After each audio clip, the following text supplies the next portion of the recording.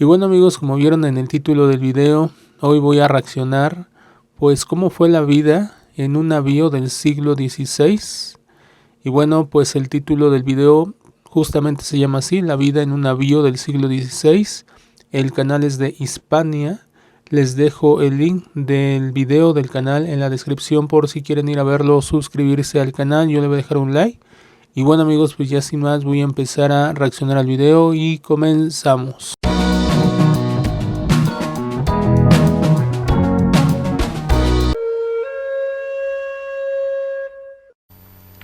Efectivamente, ahora estamos celebrando el quinto centenario.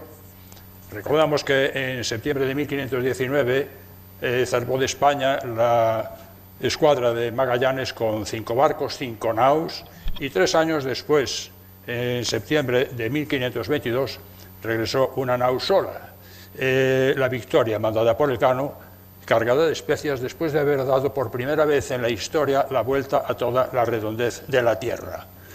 Naus también fueron, por ejemplo, la que llevó a Colón a América, la Santa María, o las que fueron con Vasco Núñez de Balboa a Centroamérica, que después, en 1513, pues andando por el Istmo de Panamá, vio el Pacífico por primera vez, o las que fueron con Solís al Río de la Plata, o las que ya andando el tiempo en 1565 fueron con Legazpi a Filipinas, o la que llevó a Urdaneta en el tornaviaje de Filipinas a América. Naus, muchas naus, pero ¿qué era una nau?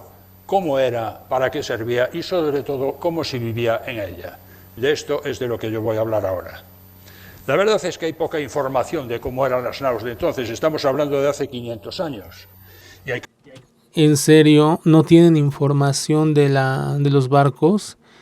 Tiene poco, ¿no?, que estos barcos existieron. Bueno, entre comillas, tienen poco tiempo. Otra cosa es que me parece curioso que no se les diga barcos, sino naus.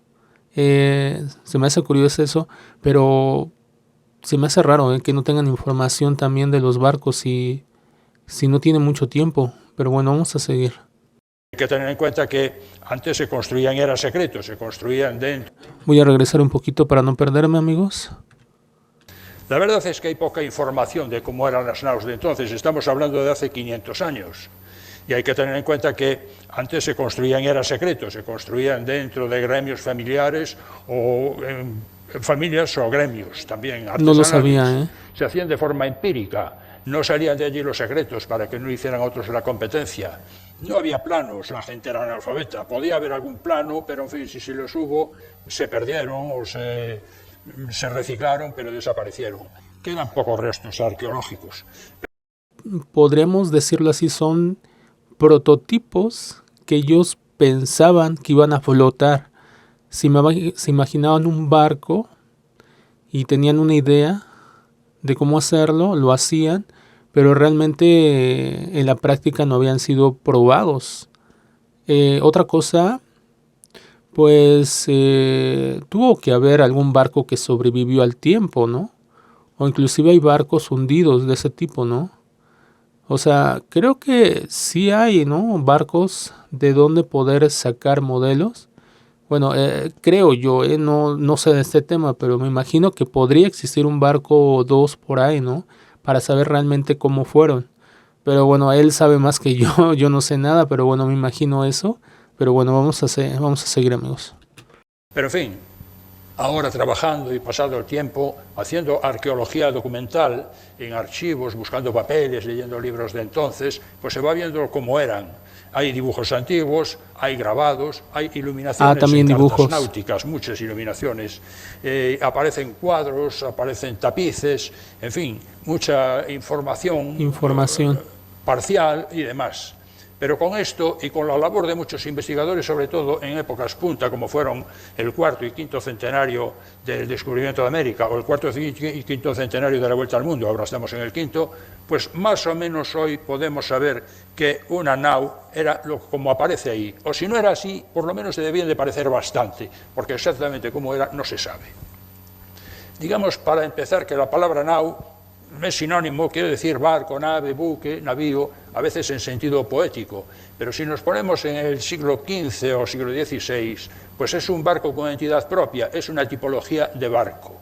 Es un barco de madera, pequeño, de bordas altas, panzudo, redondo, manco, o sea, no tiene brazos, quiere decir que no tiene remos, con aparejo de vela, con un castillo a proa, un castillo a popa, no sé si se ve la flecha, no. Popa redonda, el timón axial, era un barco pequeño, de cierta capacidad, que se podría utilizar para llevar gente y mercancía, o sea, barco mercante. También se utilizaba para la guerra, con algunos cañones y con infantería embarcada, y los pequeños pues se podían utilizar para descubrimientos y exploraciones, porque con su poco calado se podían aproximar a tierra. Hay que decir que en el siglo XVI, a principios del siglo XVI, era la máquina más complicada que había hecho el hombre. Ahí se reunían un montón de conocimientos, en ese barquito, ahí todos juntos, y actuaba con una independencia enorme por la mar. Era como una pequeña aldea, como un pequeño pueblo, con su alcalde y demás, lleno de velas, lleno de cuerdas, como dirían muchos, lleno de caballería. Muy complicados, porque en un barquito de estos pequeños iban a lo mejor 50 personas. Aquí les pongo las dimensiones que pudo haber tenido la Victoria, 26 metros de largo o eslora, o sea, poco más que una lancha. Era muy pequeño. Yo he visto videos de barcos en el mar, dentro del mar, y he visto las olas impresionantes que revientan en los barcos grandes actualmente, de esos que llevan contenedores. No me imagino este barquito, o sea, eran, no sé, es sorprendente que un barquito tan chiquito navegara en el mar abierto, La verdad, viendo algunos videos de cómo eran las olas, me imagino que era toda una travesía, o sea, es impresionante. Pero bueno, vamos a seguir, amigos. Calculan los técnicos que han hecho muchos cálculos y demás, que la superficie que tenía cada uno para disfrutar de su vida a bordo era 1,5 metros cuadrados. Si se acostaban todos no cabían, porque dormían en cubierta. Era un barco de vela, el aparejo todos se apretaditos. estandarizó, y ya casi siempre fue como pongo aquí, así que no le doy más vueltas, un trinquete a proa, un baupers a proa, con una vela cuadra cebadera y después 3 palos verticales, más o menos verticales. Trinquete a proa, mayor al centro y mesana a popa. El trinquete con una vela cuadra, el mayor con una vela cuadra también, el trinquete, vela, trinquete, el mayor, vela mayor o papa higo, y una gavia encima, más pequeña. Y el mesana, normalmente, una vela triangular o latina. Como ven, en la parte alta del palo, en el tope, en el penol del palo, pues llevaba esa moldura que dibujo ahí. Tenía una forma que recordaba una pera, le llamaban perilla. Bien, el palo más alto, el palo mayor, era, como su nombre indica, el mayor, el del centro, que desde la quilla a la perilla, de ahí viene la frase esa de quilla a perilla, medía un poco más que la eslora del barco, de modo que si el barco eran 26 metros, póngale que podría ser 28 o 30 metros de alto, de la quilla a la perilla. Bien, estos barcos de principio de siglo, los que fueron en la época de esta que estamos hablando, podían tener solamente quizá una cubierta corrida de proa a popa. Además llevaban otra cubierta pequeña en el castillo, voladizo debajo, cubierta de castillo, otra cubierta a popa, la tolda, y puede que algunos, como en este dibujo, llevasen encima otra con una toldilla y una chupeta, que era un cubículo pequeño para el capitán. Podrían, a veces no lo llevaban. Como ven, tenían esa forma redonda, así redondeada, se llama arrufo, que tiene la proa y la popa más alta, para acompasarlo a la mar. Eso después, ya con el andar de los tiempos, fue desapareciendo. Solamente tenían un forro, de modo que tenían la quilla, en la quilla tenían las cuadernas, era como costillas, por fuera de las cuadernas llevaban forro, que eran tablas de madera de pino, nada más que por ahí, que iban a tope, una encima de otra. Y para reforzarlo por fuera, pues llevaban esos refuerzos longitudinales que ven en el dibujo, Ajá, cintones, las y otros rayitas, refuerzos ¿no? verticales que ven también en el dibujo, bulárcamas. Llevaba el timón a popa, como ven ustedes ahí, y la caña, una vara larga, iba por debajo de la tolda, a popa, que era donde estaba la aguja de marear, la aguja magnética. Debajo de la cubierta tenía la bodega. Y esta bodega, pues seguramente la distribución que tenía es la que figura aquí. A proa un espacio para el arranchado del cabo o cable de fondeo, del ancla. Después venía el pañol de víveres, donde se ponían las lechugas, los garbanzos, la salazón, el pescado y todo eso. Después venía la bodega. La bodega es donde se metían cosas pesadas y voluminosas, los barriles de agua, los cántaros de vinagre o lo que fuera, los cajones con toda la mercancía, la leña, las barricas de pólvora, las balas de cañón, etc. Esta bodega iba debajo, en esta zona que se llama combés, estaba una escotilla de carga. Después venía un espacio de bombas, justo normalmente a proa del palo mayor, ya hablaré de ellas. Después a popa venía otra bodega de popa, igual que la bodega de proa, para meter cosas pesadas y voluminosas. Y a popa de todo seguramente llevaba pues, el pañol del contramaestre, que era el encargado de la maniobra y el que más cosas llevaba a bordo, porque llevaba velas de repuesto y toda la caballería de repuesto, motones y todas esas cosas. Esta, en la parte de abajo es la quilla, encima de la quilla solía llevar lastre, llevaba siempre lastre. Normalmente eran piedras grandes y grava. Era para darle estabilidad, de modo que el barco, con los bandazos, que recuperase siempre la vertical porque llevaba pesos muy bajos. Es lo que iba a comentar, amigos, que seguramente ponían así todas las cosas para distribuir el peso, pero bueno, se me hizo curioso lo de la gravilla, o de las piedras, se me hizo curioso, no sabía. Pues bajarle el centro de gravedad. All right, line art's looking pretty good. Comerciales, Let's use Jet amigos. Recolor and bring it to life. Debajo de ese lastre estaban las sentinas, que era donde se depositaba el agua que podía colarse con la lluvia, con el oleaje o pues con los baldeos o lo que fuera, o las que se filtraban por el casco, que podrían filtrarse, los que podían perder los bidones de agua. Esa agua se pudría, era putrefacta, olía mal y ya hablaré de ella. Bien, sigamos. Aquí pongo un corte transversal para indicar lo mismo. Abajo el agua, encima las piedras del lastre. El barco llevaba dos embarcaciones auxiliares, cada una de estas naus, normalmente una lancha y un chinchorro. Los nombres cambian según quien hable de ellos, pero en fin, podían tener 8 metros de eslora y 5 metros de eslora respectivamente, largo de casco.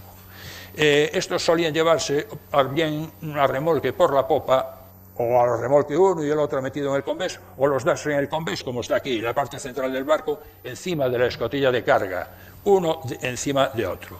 Estos servían para embarcar a gente de tierra al barco, para barquear de un barco al otro, para meter víveres, para hacer leña, para hacer aguada, y a veces también para remolcar el barco. Por ejemplo, si el barco había que llevarlo de un punto de fondeadero a otro cercano, no se daba todo el aparejo. Se ponían estos barcos, estos botes, se daban remolques y con marineros remando, dale que te pego, vamos para allá.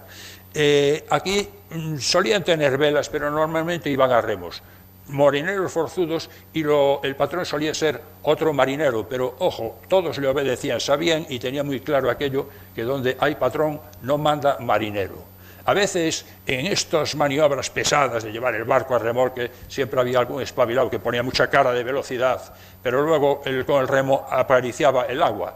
Vamos, que había alguno que no estaba de acuerdo y decía, a ver, patrón, que aquí Pepe no está dando palo al agua. De ahí viene la frase, no dar palo al agua. Palo, meter el remo, que era palo, madera, y empujar.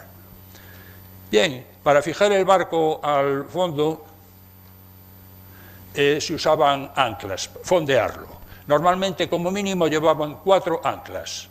2 en las amunas. Ahí ven una como iba estibada en el combés, con el cable de fondeo hacia la salida hacia el escobén, que se llama.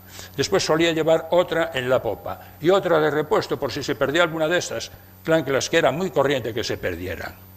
Las anclas podían pesar media tonelada. Para meterlas a bordo, izarlas, levar el ancla, que era una cosa pesada, y se utilizaba lo que ven ustedes ahí, el molinillo, el molinete.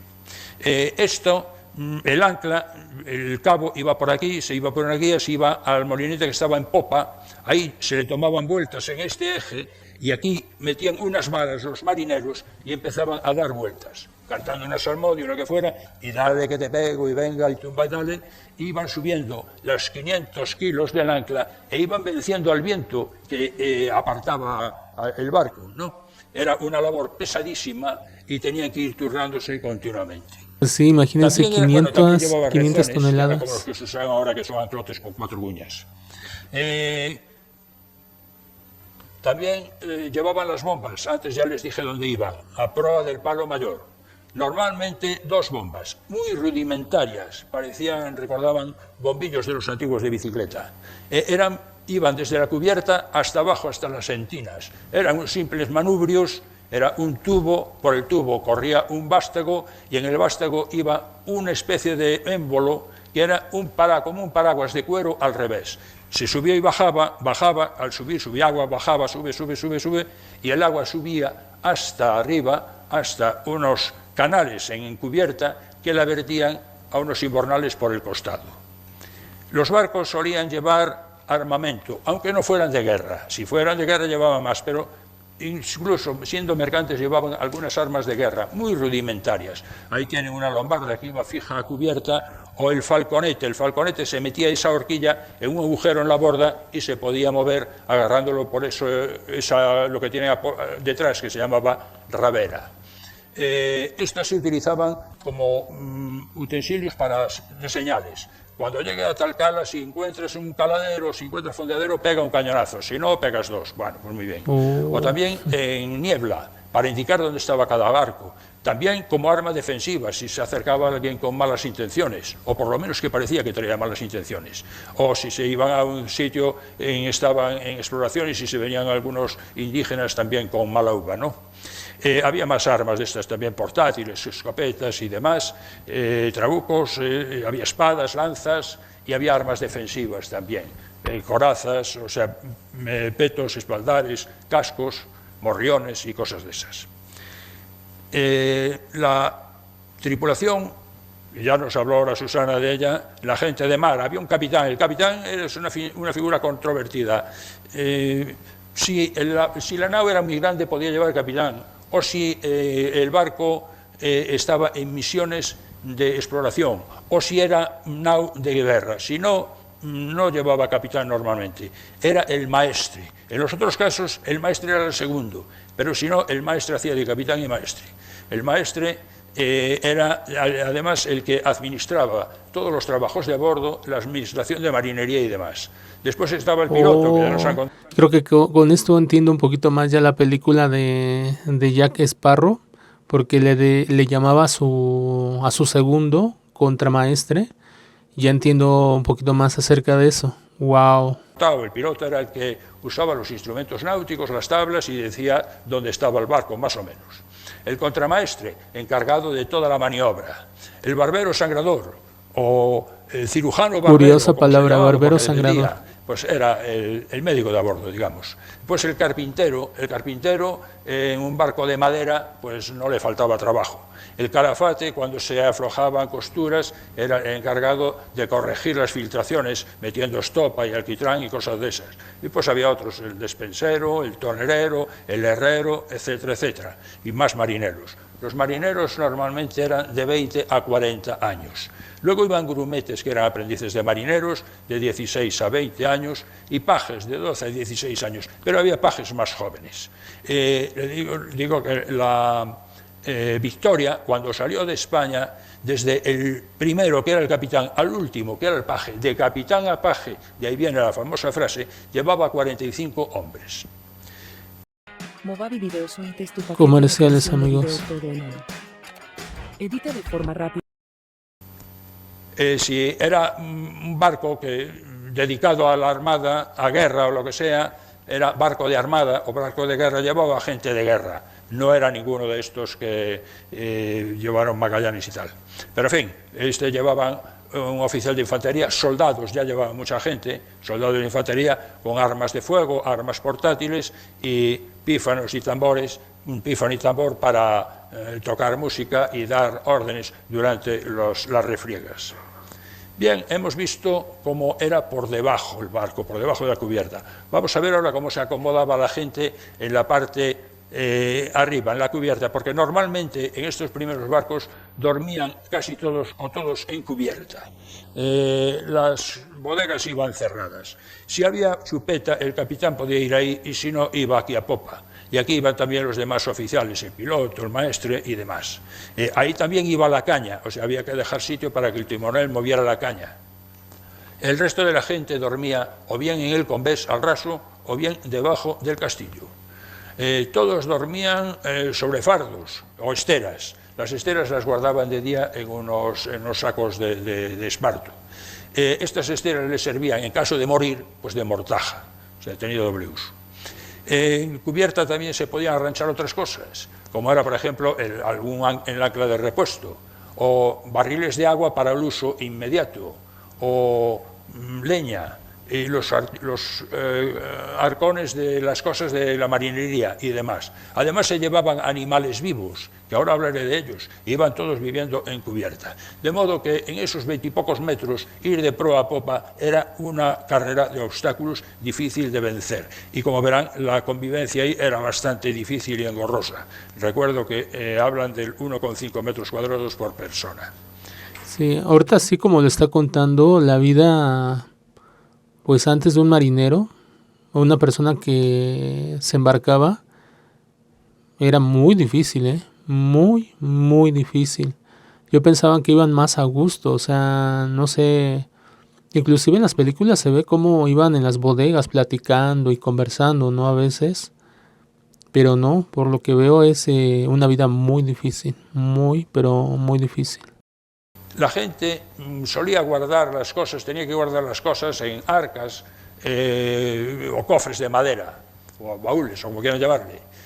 Había reglamentaciones. Yo he cogido aquí una de las reglamentaciones que encontré por ahí, que hablaba de que tenían que medir 100 por 60 por 60 centímetros, puesto en medidas de hora, porque se daba en codos o lo que fuera. Ahí podían guardar su ropa, si llevaban alguna manta, si tenían ropa de repuesto, el que la tenía, algún libro, algún plato, algún souvenir, algún recuerdo, algún objeto, alguna navaja de repuesto, etcétera, etcétera. Y también en algunas, según las reglamentaciones, según las ordenanzas, pues estaba escrito cuántos podían llevar cada uno. Según una que he visto, pues el maestro, el piloto o contramaestre podían llevar un arca de estas por persona. El resto de los marineros, una para cada dos. Los grumetes, una para cada tres. Y los pajes, una para cada cuatro. Estos arcones servían para guardar las cosas, pero también servían para sentarse sobre ellos y armar tertulia en cubierta, o servía para sentarse alrededor, poner encima el perol y comer, o poner una lona o lo que fuera y echar una partida de cartas. Era multiuso. Y también para ponerlos en un montón y tal y organizar un altar, una misa o una cosa de esas. Bien, comer, vamos a hablar ahora de lo del condumio. Los barcos salían normalmente bien aprovisionados, porque parece que salían mal, que se pasaba hambre. Lo malo es que se pasaba hambre porque luego se pudría todo. En las condiciones antihigiénicas en que iban y con los bichejos que iban a bordo, pues desaparecían las cosas. Pero salían de puerto bien aprovisionados de acuerdo con el viaje que iban a hacer y teniendo en cuenta la cantidad de gente que llevaban a bordo. Y ahí ven ustedes qué alimentos. Había de todo. O sea, salados, ahumados, secos, tocino. Cuando se habla de tocino, porque en todos los documentos se habla de tocino, normalmente es el cerdo en canal, no es que sea el tocino ese grueso. Y después queso, galleta y demás. Frescos también llevaban carne, vegetales, frutas y los animales vivos que iban matando conforme los necesitaban. Los otros alimentos, las carnes y vegetales y eso, pues se comían al principio, en los 8 o 10 primeros días, porque si no se pudrían a bordo. No había nevera, no había hielo, tampoco había mucha sal, de modo que había que comerlos. Y luego quedaba lo básico, con tiempos largos pues quedaban alimentos secos, salados, conservas y la galleta. Lo básico era la galleta o bizcocho y vino, que eran dos cosas que solían aguantar mucho, y el vino que no falte. Normalmente hacían 3 comidas al día, un desayuno ligero, a base de galleta, vino, tocino o pescado, después un almuerzo que ya era más fuerte, era el más fuerte, normalmente acompasado con las guardias, empezando sobre las 11 de la mañana o algo así. A veces estaba reglamentado, unos días carne, otros pescado, el sábado queso, y siempre acompañado con menestra de unas verduras, garbanzos, habichuelos, no sé qué, y siempre con galleta, agua y vino. Los líquidos estaban racionados y ya se embarcaban racionados teniendo en cuenta, como digo, el viaje que iban a hacer y la cantidad de gente que iba a bordo. El vino, 1 litro por medio azumbre, que era 1 litro, para que nos entendamos, por persona y día, en 4 cuartillos. Había gente que guardaba los cuartillos para venderlo en tierra, que se daba un dinero por él.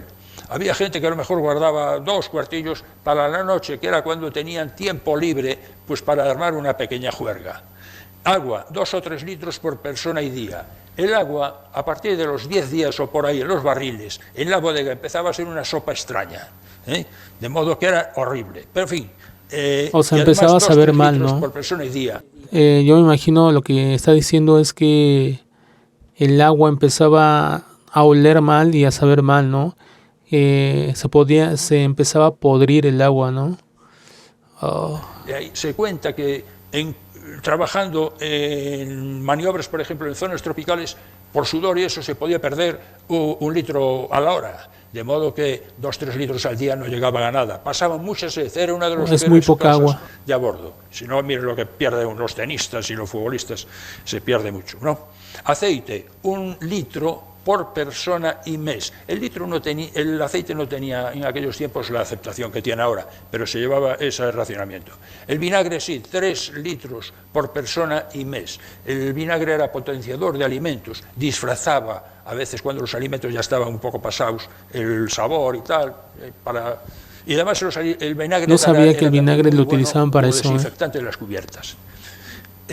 Caliente normalmente comían 1 vez al día, al mediodía, si no hacía viento o si no había grandes bandazos. Se usaban fogones como el que ven ahí. Podían ser de metal o podían ser ladrillos o podían ser lo que sea, pero con esta forma, así resguardado del viento, con carbones. Pero si había viento o si había bandazos, podían caer los ascuas a cubierta, carbones a cubierta o ascuas salir volando.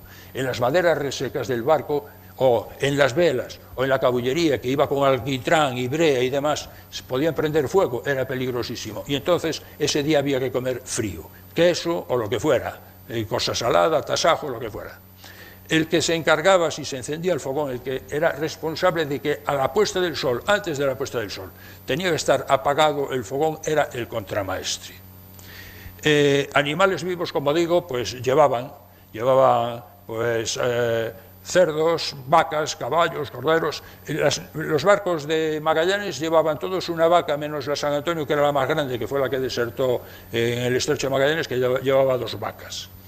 Los carpinteros eran los que tenían que hacerles pues a los cerdos y a las cabras pues unos cercados, unas cuadras pequeñas sin cubierta en algún sitio. A las gallinas pues tenían que hacer pues una jaula. Y los animales grandes, caballos, si se llevaba alguno de transbordo o vacas que se llevaban para comer o lo que sea, se sujetaban como le pongo ahí. Iban de pie todo el tiempo y se ponía una especie de faja que lo cogía todo el tórax y el abdomen y se iban del techo, con los pies en el suelo, amarradas las patas, pero con juego para mantener el equilibrio y con la cabeza puesta delante de un comedero. Y ahí estaba. Y ahí comían, y ahí descomían, y ahí iban todo el tiempo, y ahí dormían, y así, y de ahí no se movían. Imagínense ustedes cómo se ponía eso, en plena cubierta, con toda la gente durmiendo alrededor. Ha de ser un calvario para los pobres animales. No, pues no tenían ni espacio para ellos, bueno, para los marineros, o para la gente, menos para los animales, ¿no? Ha de ser un calvario, ¿no? Es muy difícil. Vaya, amigos. Los encargados de limpiarlo eran algunos de los pajes, que por tal motivo les llamaban pajes de escoba.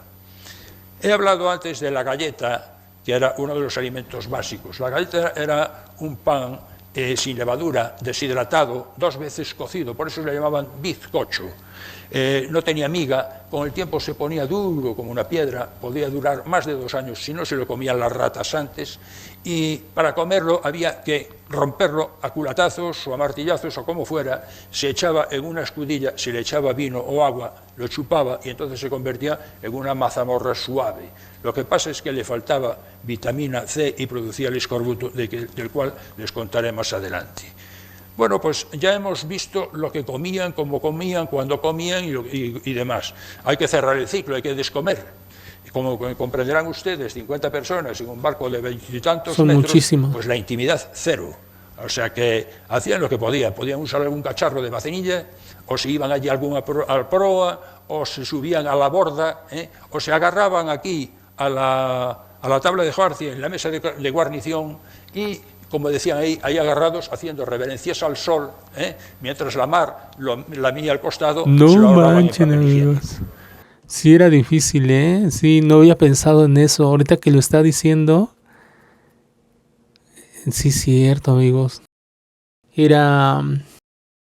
No había privacidad, no había ni siquiera un baño, o sea, aunque el baño aunque el baño fuera al mar, pero no había un lugar donde hacer. Vaya. Qué interesante, qué interesante.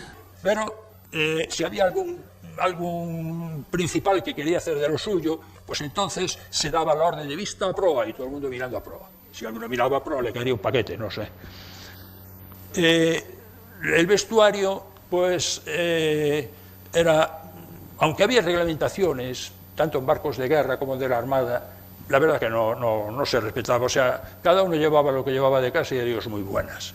Que terminaba hecho jirones, y con los zapatos no le digo nada. Claro que subir con zapatos por ahí, por las tablas de Jarcia, tampoco era muy recomendable. Ahí, como le pongo a ese grumete, pues subían descalzos, que era mejor. Había una tradición. Preferían ropas amplias, sobre todo normalmente blusones blancos, que luego terminaban de color chocolate o como fuera. Pantalones de media pierna amplios, azules o marrones. También solían usar unos capotes pardos, muy vastos, pero que abrigaban. Usaban sombreros, pero lo que más les gustaba eran unos gorros rojos. Tenía mucha aceptación. Colón se hinchó de repartirlos cuando estuvo por allá, por San Salvador y demás, entre los indios. Y Magallanes en Filipinas también se hinchó de repartir gorros de estos. Los hacían en Toledo, se debieron de forrar, porque a los marineros les gustaba mucho. Los trabajos a bordo no faltaban, como comprenderán. Había de todo, en ese barco tan pequeñito. La cosa más gorda era la maniobra del aparejo. Izar el aparejo, arriar una vela porque se está rompiendo, o moverlas, calzarla y demás, para una virada, para cambiar la banda por la que se recibía el viento. Las maniobras de anclas, ya se lo conté. Las maniobras de botes también. Las maniobras de botes, me olvidé de decir, que se metían normalmente por babor, se izaban con unos aparejos desde las vergas y se metían por babor. Un trozo de la borda era movible. Parecía un portal, se llamaba portalón. Por eso ahora a las entradas de los barcos se les llama portalón, aunque no haya ni portal ni nada. No sabíamos. Después están las maniobras de carga y descarga, de lo que fuera, de víveres o lo que sea. Manejar la artillería, para ejercicios o para combates. Montar las guardias, achicar, ya les he hablado de las bombas también, una labor pesadísima. Las reparaciones de carpintería cuando había que hacerlas, reparaciones del calafateado, reparaciones del aparejo. En el aparejo había que tener cuidado porque las lonas eran fuertes, pero ya saben ustedes, cuando tienen ahí una tela o un plástico o lo que sea, como tenga un roto, ya, se rifa, se llama, se va. Entonces había que evitarlo. No manches, entonces navegar ahora actualmente en el 2024 es un juego de niños. Es un juego de niños comparado, pues en este tiempo que estamos viendo. Era mucho trabajo, mucho arriesgue. Vaya. Y mantenimientos los que fueran. Concretamente en las maniobras, que era lo más largo y demás, el que llevaba la voz cantante eran los contramaestres. Contramaestra la voz o normalmente con el chifle. El chifle es del siglo XVI, es un invento del siglo XVI que ha tenido tanto éxito que se sigue usando hoy. Es como lo que ven ustedes ahí, se pita por un lado, tiene esa esfera que es una cámara de resonancia con un agujero y se modula, se entiende perfectamente, se oye en la distancia, se sabe lo que quiere decir, parece una jaula de grillos, pero se entiende. Y Este invento será lo que venden hoy en día para las fiestas, porque esos silbatos se ocupan en las fiestas. Bueno, aquí en México venden silbatos, pues nada más para chiflar y crear escándalo, ¿no? Pero me pregunto, ¿este invento habrá sido, bueno, el papá de esos inventos para las fiestas? A lo mejor sí, a lo mejor sí. ahí nadie dice nada y esperan solamente las órdenes del contramaestre. Para montar guardias, normalmente pasaban todos por todos los sitios para que todo el mundo supiera hacer un poco de todo, cosa normal que también se suele hacer ahora, y iban a 3 guardias. ¿Qué guardias hacían? Pues mire, de timonel, llevar el timón, mirando la aguja magnética debajo de la tolda, el serviola que podía ir o en la cofa, normalmente solamente llevaban al principio cofa en el palo mayor. La cofa y si había mala visibilidad en el castillo para ver si había alguna piedra por el camino.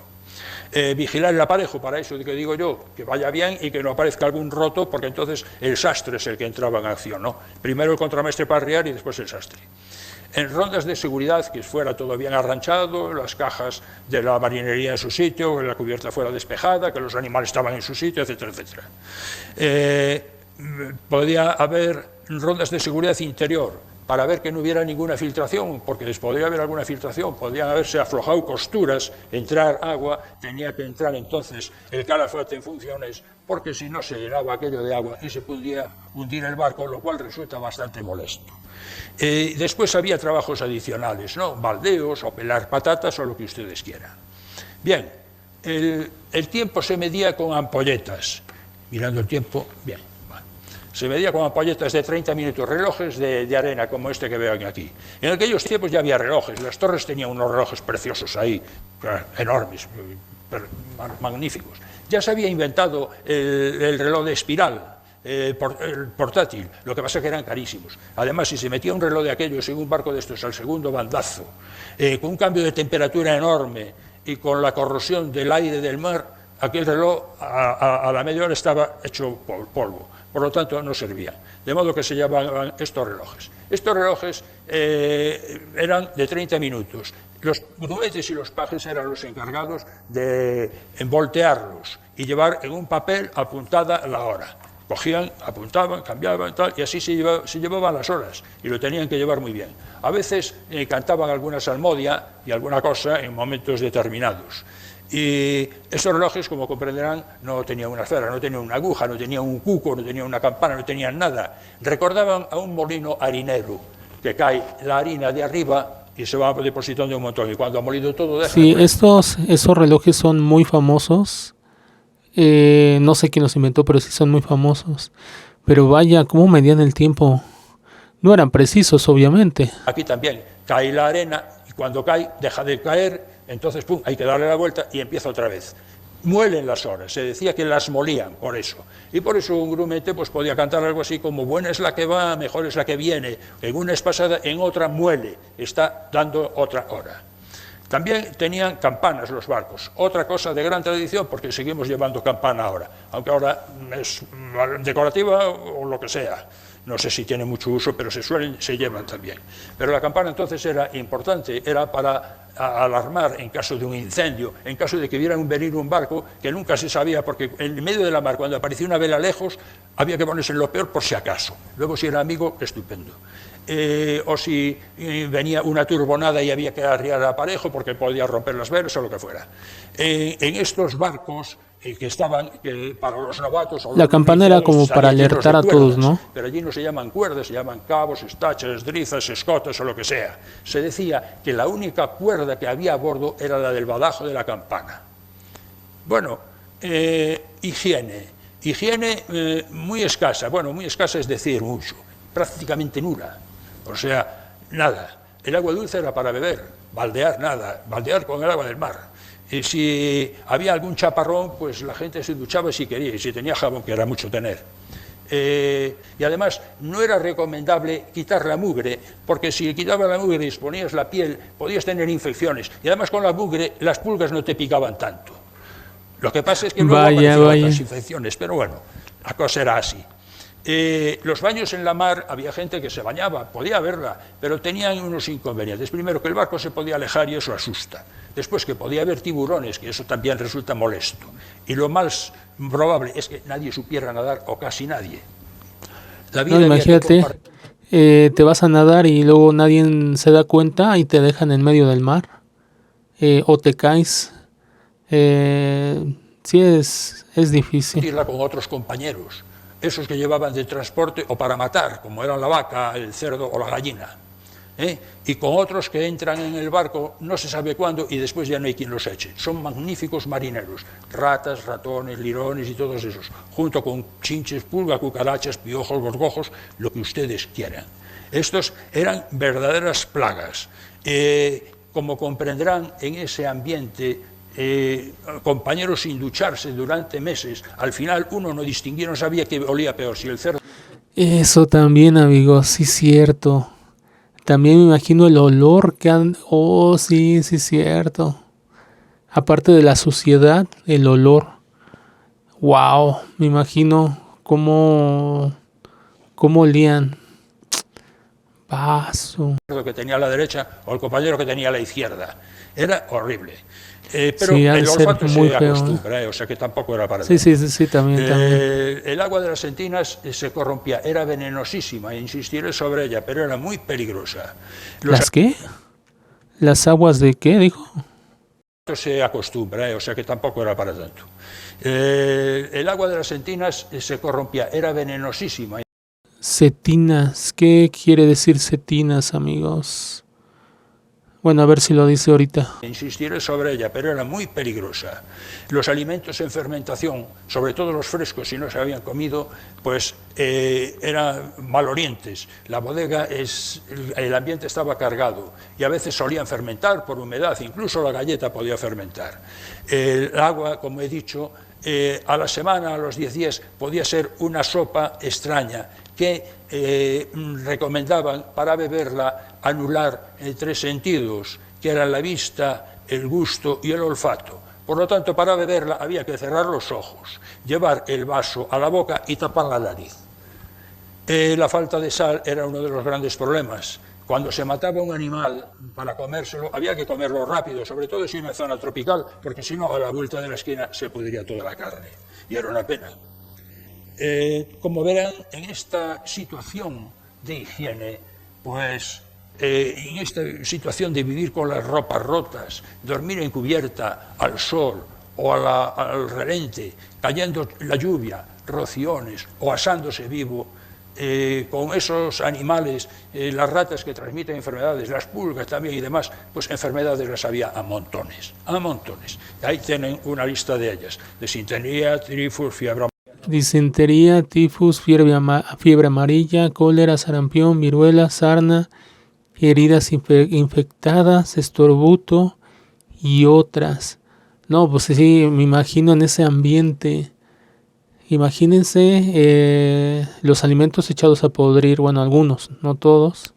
Las pulgas y ratas y todos los bichitos, el sol y todo eso. Vaya, no, pues sí es una cuna de enfermedades. Amarilla, cólera, sarampión, a veces eran verdaderas. Dicen guerra, más muertes por enfermedades. O sea, las personas que iban en estos barcos morían más por enfermedades que combate. Vaya dato, amigos. Plagas. Estaba el escorbuto en una de ellas y ahora les hablaré. Pero el escorbuto creo que me parece que escuché que lo combatieron con la vitamina C, ¿no? Algo así medio escuché, que llevaban cítricos, si mal no recuerdo, amigos. Ese ambiente tan insano, pues una simple herida era mortal. Algunos se moría de un simple panadizo, se le infectaba una septicemia y al otro barrio. Resulta que en esta época, en situación de guerra y barcos en guerra, en combates, moría mucha más gente por enfermedades, sobre todo escorbuto, que por los combates en sí. Y ahora ya hablamos del escorbuto del que les anuncié antes, que era la falta de vitamina C, que era por tomar mucho tiempo alimentos secos, sobre todo galleta, le faltaba esta vitamina. Esto empezaba pues hinchando las encías, cayendo los dientes, se producían hinchazones, y el ácido ascórbico, que es el que da consistencia a las venas y a las arterias, se rompe con la presión de la sangre, se producen hematomas y la gente moría sin remisión. Se curaba. No sabía que era el escorbuto, amigos. No sabía que era el escorbuto. Sí sabía que era una enfermedad mala, pero bueno, es bueno saberlo. Sí sabía también que medio me acordaba que era por falta de la vitamina C, porque no sé a dónde lo escuché, pero lo escuché varias veces, pero bueno, es bueno saberlo, porque es necesaria la vitamina C. Vaya dato, amigos. Y el ácido ascórbico, que es el que da consistencia a las venas y a las arterias, se rompe con la presión de la sangre, se producen hematomas y la gente moría sin remisión. Se curaba tomando cosas ricas en vitamina C, cosas vegetales, frescos, carne fresca y tal, y sobre todo cítricos, naranjas, limones, citrones y demás, que son los verdaderamente ricos, y que ahí se podía remediar la enfermedad. Si no, pues era la muerte. De hecho, Pigafetta, que fue el cronista de Magallanes y Elcano, regresó con Elcano, hizo una buena crónica de todo el viaje, nos habló de esta enfermedad, la describe, no sabe cómo decir lo que es, pero exactamente describe la enfermedad. También nos habla de lo mal que lo pasaron, sobre todo en la zona del Pacífico al principio. La escasez de víveres, el hambre fueron terribles, se pagaba hasta medio ducado por comer una rata. El que la tenía. Se comían las ratas, y bueno, las ratas eran muy sucias. Se comían las ratas. No manchen, amigos. Sí, ya en un momento dado, cuando tienes hambre, pues no te importa qué comer. Algunos que son abandonados en medio del mar, inclusive se atreven a beber agua salada. En la zona del Pacífico al principio, la escasez de víveres, el hambre fueron terribles, se pagaba hasta medio ducado por comer una rata. El que la tenía, tenían dinero, como dijo Susana, me lo habían pagado y tenían para comprar varias ratas, ¿no? Y también se llegaron a comer los palos, los cueros que cubrían los palos, cuero que era para protegerlo. Lo preparaban y lo comían. Luego, si quieren, en el coloquio les doy la receta. Otro cronista, Mafra, que también habló Susana de él, estaba en la Trinidad, pues hizo también otra crónica, cuando la Trinidad iba de Tidore, se quedó allí por una vía de agua, intentó atravesar el Pacífico para irse a América, pues se moría toda la gente, y no sabían por qué. Entonces quisieron ver, porque creían que los habían envenenado o algo así, a ver qué bicho llevaban dentro. Y entonces abrieron un cadáver, le hicieron una autopsia, una de las autopsias que se tiene conocimiento a bordo. Y ¿qué hay? Entonces, parece que le hicieron la autopsia y vieron que no tenía ningún bicho a bordo.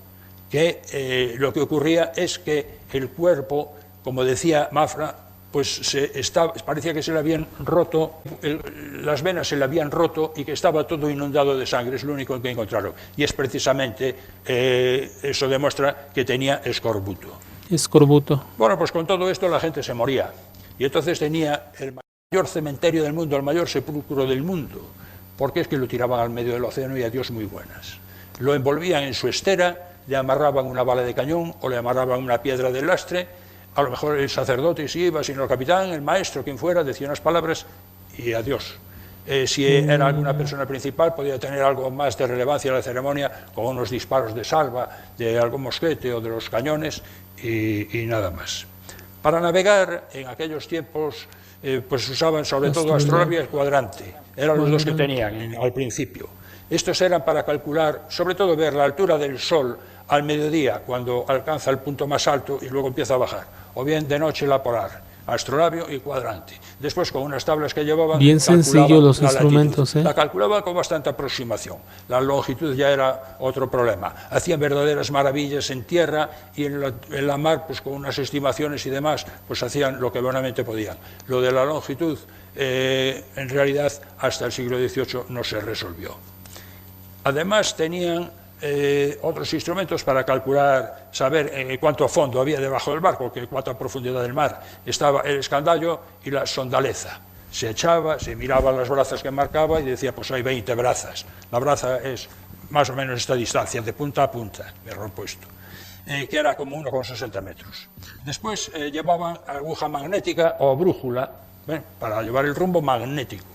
Rosas de los vientos, orientada al norte para saber de dónde venía el viento o la mar. Llevaba piedra de cebar, porque la aguja era de hierro, podía perder el magnetismo, y perder el magnetismo en vez del océano, pues resulta desagradable, ¿no? Porque perderse por ahí era complicado. Entonces el piloto se encargaba muy bien, guardaba esta magnetita como oro en paño, y le daba a la aguja, la cebaba y ya volvía la aguja a funcionar. También llevaban cartas náuticas, algunas en zonas muy conocidas ya con mucha precisión, con muchos toponimios, muchos nombres de puntos notables de la costa. Luego ya en otras zonas eran más inexactas. Y llevaban elementos de dibujo, los tradicionales. Por lo que estoy entendiendo, llevaban varias cosas para orientarse, ¿no? Llevaban mapas, brújula, esas cosas que al principio pusieron, que no me acuerdo cómo se llaman, que están raras, eran dos cosas. Vaya, llevaban varias cosas, y hasta para el viento, una piedra para el magnetismo, bueno, para darle magnetismo. Vaya, amigos. Que tenemos ahora, ¿no? Compás de puntas, transportadores, reglas, lápices y demás. Y llevaban tablas y almanaques con la declinación del sol, calcular la latitud con lo que había medido, y también derroteros para indicar por zonas conocidas, ir describiendo la costa y tal. Y con todo esto el piloto hacía lo más importante de su oficio, que era echar el punto o cartear, que era decir, estamos aquí. El decir que estamos aquí significaba exactamente que estaban por ahí, porque entonces se reunían todos cuando iban a escuadra y uno decía yo estoy aquí, yo estoy aquí, yo estoy aquí, yo estoy aquí, alguno le daba encima de tierra y bueno, se buscaba el punto medio y mañana es el otro día. Hay que decir que todos cobraban, los que fueron con Magallanes, cobraron más que normalmente, Además de estos eran sueldos base, porque luego tenían los otros emolumentos, quintaladas y todas estas historias. Esto era en maravedís, de capitán a paje. Ahora me preguntarán ustedes, bueno, ¿y esos maravedís qué es? Pues abajo tienen una tabla de conversión muy rudimentaria que me he fabricado. Una vaca, 2.000 maravedís, un cerdo, 400, una gallina, 4, estaban devaluadas. Bien, en aquellos tiempos la religiosidad era bastante pronunciada, a veces cuando surgían las cosas. Pasa como ahora, ¿no? Se acordaban muchos de Santa Bárbara cuando tronaba. Pero en fin, la religión estaba muy presente en la vida del marino. Era normal, porque hay que pensar que un barquito de estos, de 20 y pocos metros, metido en el medio del océano Atlántico, el Pacífico, el Índico, imagínense ustedes, con una tormenta de esas, unas mares montañosas, un gran ciclón, lo que sea. Lucía, en ese momento le clamas a Dios, más no poder, amigos. Vaya. Mares montañosas, un cielo negro que parece que le va a caer a uno la cabeza y aplastarlo. Vientos huracanados, lloviendo por todos los lados y cayendo rayos por todos los lados. Sí, si no lo hubiera visto en otros videos, amigos, en YouTube, no me hubiera imaginado cómo era una tormenta en medio del mar.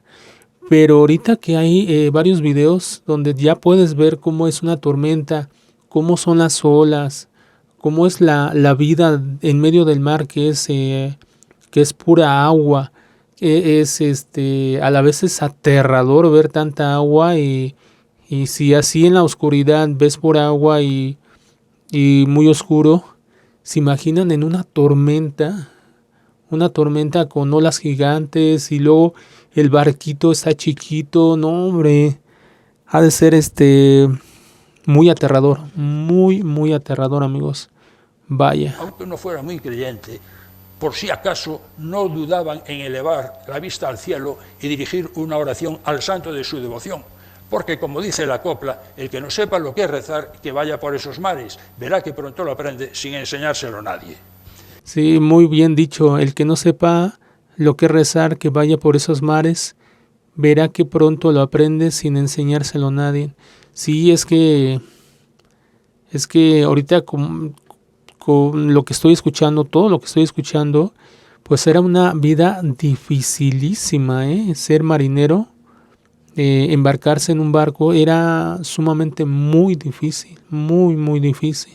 Por otra parte, había sacerdotes, la gente quería misas además, pero normalmente en las naus mercantes no iban sacerdotes, a no ser que esa nau fuese en exploraciones o conquistas o colonizaciones. En los de guerra, en las naus de armada, sí iba sacerdote. Si no iba sacerdote, el que dirigía el culto, los actos, los ritos y demás, era el maestre, o sea, el maestre pluriempleado, capitán, maestre, sacerdote o casi, el tío tenía Para mí es un antes, dato muy importante, no sabía eso. Lo más importante. Si era de armado o de guerra, entonces normalmente iba sacerdote. Pero en las expediciones de Magallanes fueron por lo menos 2 sacerdotes, pero nunca no se decía misa navegando. Es que navegando estos barquitos son pequeñitos y a poco mar que haya y viento, pues se pueden dar bandazos y se podía caer el cáliz con el vino y eso podía ser un número, ¿no? Entonces no se hacía misa, se hacía misas al llegar a tierra, en algún sitio, y según Pigafetta pues lo va contando donde hacían misas Magallanes y Elcano. Pero luego la gente pedía misas navegando y entonces se inventó la misa seca. La misa seca era una misa como normal y corriente, dicha por un sacerdote, pero sin consagración. Luego le llamaron misa náutica. Sí, porque la Eucaristía para un católico es la vida entera. O sea, tú puedes dar la vida por la Eucaristía, que es el cuerpo, bueno, la Eucaristía consagrada, obviamente, no sin consagrar. Puedes dar la vida por la Eucaristía, porque es el Señor, literalmente es el Señor que está presente ahí. Por eso es tan importante la Eucaristía. No pueden arriesgarse a que se caiga, que se pierda, que... O sea, sí entiendo, porque es muy importante la Eucaristía, muy, muy importante. Y con eso la gente ya estaba contenta. Bien, de todas formas también había mucha superstición. El nombre del barco tenía que ser siempre un nombre del santoral. Y si un barco se llamaba Neptuno, tenía que tener un alias, por ejemplo, Nuestra Señora de los Remedios. Después estaba lo de martes, no te cases ni te embarques. En muchos sitios es el viernes porque fue en viernes cuando crucificaron a Cristo. Interesante había dato. supersticiones a montones, que había grandes bestias, enormes animales. Sí, no sé si era muy cierto lo de las supersticiones de las mujeres, porque hay algo que se escucha en el internet que quién sabe si sea cierto, ¿no? De que una mujer supuestamente en el tiempo de antes pues era como un mala suerte para el barco, ¿no? No sé si sea cierto realmente, la verdad no sé, pero bueno, es lo que había visto en películas y creo que sobre todo en películas que decían que las mujeres tenían mal augurio o algo así, ¿no? Mala suerte y todo eso. Quién sabe si era cierto, amigos. Yo nada más les digo lo que he escuchado. Terribles serpientes que envolvían a los barcos y se los comían, y las ponían y las dibujaban en libros bestiarios y en cartas náuticas. Ahí tienen un dibujo que he copiado de una carta de Ortelius, ese bicho extraño. También estaban esos fenómenos, esos meteoros eléctricos que se producían en los penoles de los palos, unas luces, fuego de San Telmo, pues esto le daban carácter divino. Había patrañas de todo tipo. En fin, había ordenanzas y reglamentos para tipificar faltas y delitos y para tipificar también castigos y penas. Ustedes se pueden imaginar 3 o 4 meses por el Pacífico o un mes por el Atlántico, pero sobre todo el Pacífico por ahí, pues 60 personas, 50 a bordo y a veces con mujeres de transporte y demás, pues podía ocurrir de todo. Ahí se lo pongo. Hurto, reyerta, fuego, pérdida de armamento, dormir en la guardia, homosexualidad. La homosexualidad estaba penada con es pena de muerte desde los reyes católicos, pecado nefando. Que le pregunten a Salomón, como dijo Susana, el maestre de la victoria, le costó la vida. Al pobre grumete, al parecer, se tiró al agua porque no pudo aguantar después las bromas de los angelitos de sus compañeros. Las violaciones, asesinatos, insubordinaciones y demás. Y los castigos, pues ahí tienen un montón también. Grietes, cepo, pan y agua, prisión, cortar una mano, un pie, la muerte, el abandono en tierra, pasar por la quilla. Aquí les pongo un... Antes sí eran castigos, amigos, ¿eh? Antes sí se castigaban muy fuerte, ¿eh? Los delitos o los, o las faltas o las faltas o las blasfemias también. Vaya, antes sí eran castigos, Un dibujo que hice, porque investigando esto me encontré este grabado curioso y me lo copié, le di color para que quedara más bonito, y ahí verán que está dedicado a castigos. Ahí tienen de una forma un poco ingenua a uno amarrado al palo trinquete, otro que va fijo al palo mayor porque le han clavado una mano contra el palo con un puñal, y otro que parece que están haciendo un show de circo, pero es que entre este y este van a hacer pasar a este por debajo de la quilla. Pasar por la quilla, que era uno de los peores castigos, porque lo más probable es que fuese con él la muerte. Bien. La quilla, que es la parte de baja del barco, es la quilla, ¿no? No sé qué es la quilla, amigos. Entre los riesgos y demás, los barcos podían sufrir accidentes de todo tipo, por los temporales, los bajos, las colisiones, vías de agua, de todo. Bromas. Rotura de un palo, rotura del timón. Incendios. El fuego era terrible. La putrefacción de las maderas, y luego estaban los ataques de corsarios y piratas, que en el Atlántico no fueron tantos como se piensa, que las películas ponen, hay muchos, no llegó al 1%, o andaría por ahí. Y en 250 años de Galeón de Manila, solamente los corsarios apresaron 4 barcos. Pero pasa que luego, pues la leyenda y todas esas cosas, pues dice, parece que fueron muchos más. Estaba también el problema de la broma que no era ninguna broma, era eso que ven ahí a ustedes a la derecha, era un molusco que taladraba la madera, la comía, vivía de ella. Abajo le pongo una fotografía de una madera atacada por broma, un casco de un barco, se hundían los barcos. El agua de las Entinas, que ya se lo dije antes, era peligrosísima. Creo que no está hablando de las termitas, sino está hablando de un animal de mar, ¿no? Sí, me imagino, no, yo no sabía que había un animal de mar que se comía la madera.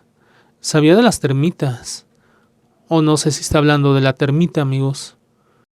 Si había que bajar a la Argentina a hacer algún trabajo, la parte baja de la bodega, había que arriar una vela de estas de sebo o de cera, con una llama, con un cordel, y si al llegar abajo se apagaba, es que aquello era como bajar a un pozo negro, se moría inmediatamente uno, no había gases venenosos, en caso contrario se podía trabajar.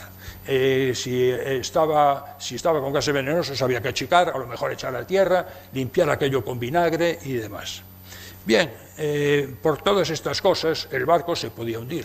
Cuando se hundía un barco, lo primero que se salvaba, atiendan, es el oro del rey, primera prioridad. Y luego las mercancías más valiosas, que las mercancías más valiosas no eran cosas voluminosas, eran joyas, piedras preciosas, oro, plata. Tenían solamente la lancha y el chinchorro, por lo tanto ahí no cabía muchos. Ahí embarcaban personas principales, con el oro del rey y demás, unas cartas náuticas, víveres, instrumentos y unos cuantos marineros fornidos, y a navegar, con el chinchorro y la lancha. El resto a bordo, de modo que eso de mujeres y niños primero, lo siento, pero no. Allí se quedaban mujeres, niños, heridos, enfermos y ancianos, con todos los demás. Bueno, y llegaba el momento de asueto, normalmente en la noche, o si en las grandes calmadas a veces también, pues no había que hacer nada, no había viento, no había nada. Bueno, ¿qué hacía la gente? Pues lo que no estaba de guardia, cotillear, beber, si tenían vino, el que había conservado, murmuraciones, contar historias, leer, siempre, a lo mejor leía uno para los demás, o escribía uno para los demás, oye, que llegamos a Sevilla, escríbeme una carta a la novia que vive en Corre del Río, que yo te dicto y tal. Porque más del 80% eran analfabetos. De todas formas se llevaban libros. La Inquisición estaba muy preparada y mirando esto. Eran libros de santos o libros de caballería o de historia, porque los mezclaban, ya saben, de caballería, Amadís de Gaula y todo esto, ese que tiene un dragón, un gran tesoro y una doncella, y llega el caballero y mata al dragón y se va con la doncella y tal. Es como las novelas del oeste después, ¿no? La pesca, si había suerte, pues miren, podían incluso mejorar el rancho. Luchas, echar pulsos, despiojarse unos a otros, como los chimpancés, era una forma de socializar. Y también, pues la música popular. Sí, bailes, también, coros, creo que la música era importante picante, también, ¿no? que era lo que Para más me animarse. gustaba, que caramba. Algunos llevaban una guitarra, otros llevaban un instrumento y organizaban lo que fuera. Y después estaba el juego de azar, cartas, ¿no? Barajas y dados. Esto estaba prohibido, jugar dinero. A veces, si dejaban jugar cartas, era encubierta, pero estaba prohibido, totalmente prohibido. Pero de todas formas, se jugaban las pestañas. Y además, a veces el mando hacía un poco de vista gorda, porque después de tantas tribulaciones, que se desfoguen un rato. Y era curioso porque en algún caso se dio el asunto de que el mismo alguacil, que era como el policía de a bordo, organizaba las timbas y llevaba comisiones. Curioso. Bueno, pues esta es la vida en estos barcos, una vida dura, como comprenderán, barcos muy dura, hacinados, viviendo en unas condiciones a veces muy duras. Y ahora me preguntarán ustedes, oiga, ¿y si era así, por qué embarcaban? Esto es buena pregunta. Porque, miren ustedes, aquí lo pasaban mal, pero es que en tierra lo pasaban peor. Y era la necesidad, porque a veces en tierra no tenían ni para comer, porque había unas hambrunas terribles, porque había habido langosta, o había habido unas sequías enormes y no tenían ni para comer. Aquí tenían desayuno, comida y cenas y la cosa iba bien, caramba. Después oían que hablaban de riquezas, querían hacer las Américas, había gente que quería hacer Américas. Los segundones de alguna familia se apuntaban a un viaje de esos para el currículum. Y después, para deseos de aventura y conocer mundo. Pigafetta, el que les hablé antes, era de Vicenza, de familia poderosa, tenía pastamantas, pero se apuntó, y él mismo lo dijo, para ver con mis ojos lo que cuentan, y luego escribirlo y que la gente se entere. O sea, y después piensen que esta gente que vivía muy mal en tierra, desheredados, huérfanos, lo que sea, o escapados de su casa porque no había quien viviera en su casa, aquí podían tener 3 comidas al día. Cobraban un sueldo, podían aprender, porque a lo mejor un grumete empezaba a trabajar con el piloto, se aficionaba, y... Sí, por lo que estoy escuchando había varias razones. Una era por la aventura, otros porque no tenían, como dice él, para comer. Y pues obviamente les iban a pagar y iban a poder comer. Otros porque querían descubrir, no sé, América o ir a América porque les habían contado que hay riquezas o una buena vida. Creo que había varias razones. Unos por, ya dije aventura, ¿no? Pero sí, pues en general había muchos porqués, ¿no? Se embarcaban. Terminaba siendo piloto. Pasaba por la casa de contratación, como nos contaron ayer, hacía un cursillo, y era piloto. A los 50 años estaba de piloto, ganándose un sueldo y con un enorme prestigio. Inclusive para aprender a navegar también muchos, yo me imagino que lo hacían, ¿no? Para llegar a ser dueños de su propio barco también podría ser. Ascender en la escala social. Y, en fin, eran barcos estos muy resistentes, construidos en el norte de España, muchos de ellos. Y fíjense en la Victoria, 3 años navegando sin GPS, sin comunicaciones de ningún tipo, por zonas que no conocían. Un barco durísimo, dando culadas contra las piedras, como decía Pigafetta, rompiendo mástiles, pasando grandes tormentas. Y estaban marinados por gente que a lo mejor llevaban desde los 10 años navegando, marineros de 28 y 30 años desde los 10 en los barcos, eran verdaderos expertos, eran lobos de mar. En resumen, eran unos barcos de madera marinados por hombres de hierro, por eso embarcaban y por eso iban en estos barcos. Señoras y señores, muchas gracias por la atención prestada. Y bueno amigos, pues ya acabó el video. Pues vaya que la vida de un marinero en ese tiempo, en el siglo XVI, era muy, pero muy dura. Nunca me imaginé que era tan dura. O sea, sí me imaginaba que podría ser un poco dura, pero bueno, ya cuando te la cuenta un historiador, pues te das cuenta todas las penurias que pasaban. O sea, se imaginan 50 hombres prácticamente sin espacio. No hay privacidad porque tenían que hacer sus del baño ahí en la orilla del barco. También había muchas enfermedades por los animalitos el agua para beber, amigos. O sea, ya había un punto donde el agua sabía y olía fatales. Los castigos que había. ¿Qué otras cosas, amigos? Pues prácticamente, imagínense el mar embravecido. En general, la vida de un marinero era muy difícil. Es impresionante, muy impresionante lo que fue la vida dentro de un barco en ese tiempo. Muy, muy impresionante, muy difícil. Y bueno, amigos, pues este fue la reacción de hoy. Les repito el canal. El canal es de Hispania. Les dejo el link del video. En la parte de abajo en la descripción dice link del video original. Ahí lo pueden ver. Pueden visitar el canal. Y bueno, amigos, pues si quieren dejar algún comentario, ya saben, me lo pueden dejar en los comentarios. Y bueno, amigos, pues esta fue la reacción de hoy, el video de hoy. Si les gustó, por favor, déjenme su like. Suscríbanse para ver más video reacciones. Y nos vemos hasta la próxima. Bye, amigos.